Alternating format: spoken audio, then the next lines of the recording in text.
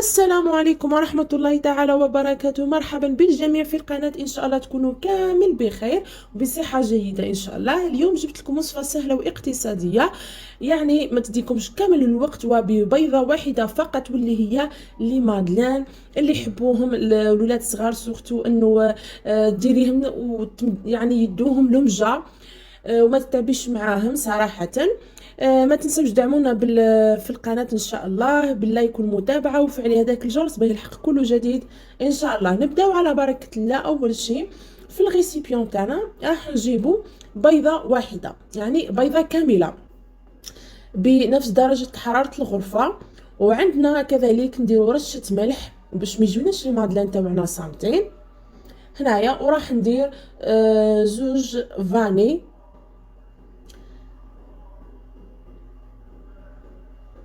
وكذلك راح ندير هنايا نستعمل كاس السكر الحرش، يعني السكر العادي.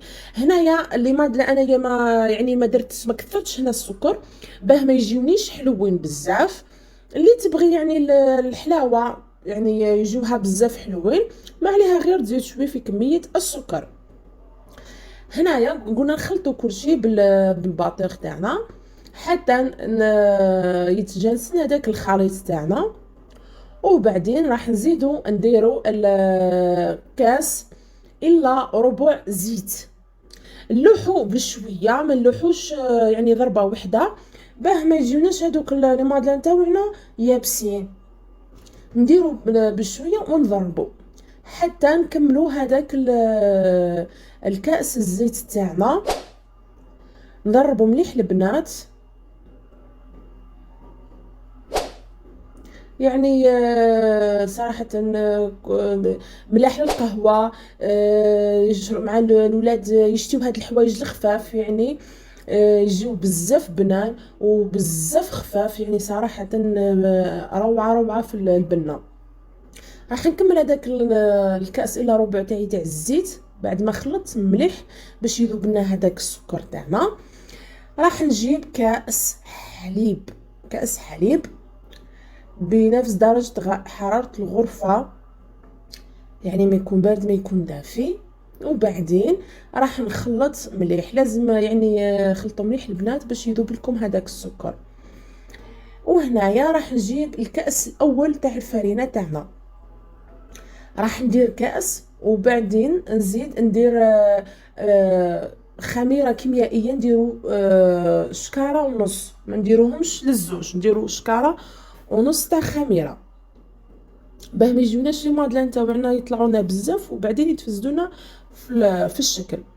هنايا نديرهم مع ديك الفرينه ونصفوها بهذا الشكل باه ما يجيوناش هذوك التكتلات. بديت نخلط هنا بشويه بالباطور باش ما تتوزعليش هذيك الفرينه، وبعدين نشعل الباطور تاعي باه نميكسي كل شيء مع بعضه. وراح نزيد نكمل الكأس الثاني تاع الفرينة. هنايا انا يعني ندير الكأس الثاني مبغيتش نلوحو كامل، على واه لانه كاين فرينة تشرب السوائل وكاين فرينة ما تشربش، يعني لهذا لازم لي مادلين تاعنا تجي العجينة تاعهم خفيفة يعني سائلة. لو كان كثر يعني الفرينة راح تجيني قاصحة. اذا راح ندير بشويه الكاس الثاني، الكاس الاول لحناه مكسينا والكاس الثاني نلوحو بشويه ونشوف قوام الخليط تاعي. هنا القوام الخليط تاعي مازال شوي سائل، راح نزيد نكمل هذاك الكاس الثاني وبعدين نخلط. يعني كاين اللي يعني الفرينه تاعهم تشرب قادر يديروا زوج كيسان ونصف. هنايا يعني الاخر شوفوا القوام تاع الخليط تاعنا ما يجيناش قاصح بزاف، جيست كي تبداو تخلطوا راكو تحسوا بالباطور تاعكم بدا يثقال، فما تفهموا بلي راهو الخليط تاعكم راهو جا سوا، يعني ما كان له تزيدي له الفرينه تاعك. هنايا راح بعد ما كملت خلطت هذاك الخليط تاعي، هنا بعد ما تحصلت على القوام اللي بغيتو راح نزيد ندير اخر حاجه اللي هي مغرف كبيره خل. هنايا الخل راح يمد لنا واحد الهشاشه في هذيك في هذوك لي مادلين تاوعنا، ويجونا خفاف كذلك. راح نزيد نخلط هذاك الخل مليح في هذاك الخليط تاعنا باه يتجانس لنا. وبعدين راح نحط الخليط تاعي في الثلاجه مده من 10 دقائق الى 15 دقيقه باش نلوحوه في المول تاعنا. انا هنا جبت المول هذا تاع لي مادلان، وحطيت فيهم هاد لي كيسات تاع لي مادلان.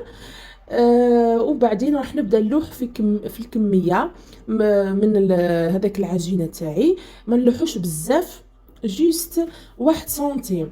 هنايا انا جبت هنايا شويه معجون تاع المشمش، نديرت واحد مغرف صغيره في النصف العجينه بهذه الطريقه، باش من بعد يعطي لي كذلك بنه في هذاك لي مادلين تاوعي، او ميم طون يعني يجيوني لداخل هكا كي شغل ما يجونيش يابسين فوالا. وبعدين راح نحط شويه من الفوق، نغطي هذاك المعجون تاعي بهذه الطريقه. ما تعبوهمش بزاف البنات باش من بعد كي يطلعوا لكم ما يتفزدولكمش.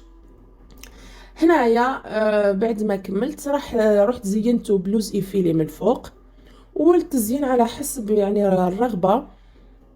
انا درت قادر ديري هذوك الكويرات تاع الشوكولا، انتي على حسب اختيارك. هنايا بعدين راح نلوحهم في الفرن تاعي عفوا، راح يطيبونا من تحت ومام طون يزيدو يتحمرونا من الفوق. واخيرا هاي لكم النتيجه البنات تاع لي مادلين تاعنا. زدت انايا درت من الفوق درتهم بالمعجون، باش نقول لكم جاوني واحد البنه هايله وما يجيوناش حلوين بزاف. وكذلك من الداخل مشمخين لانه درت لهم هذاك المعجون تاعنا. شوفوا كيف يجيونا حمر من الداخل ومن الفوق. قطعت معكم حبه باش تشوفوا القوام تاعها، شوفوا كيف يجينا يذوب في الفم. والله واحد اللي مادلان صراحه بنان بزاف وعجبوا عائلتي. ان شاء الله تسيوها وتعجبكم، وما تنساوش تخلونا لايك ومتابعه في القناه، ونلتقي في عدد اخر في وصفه جديده ان شاء الله، والى اللقاء.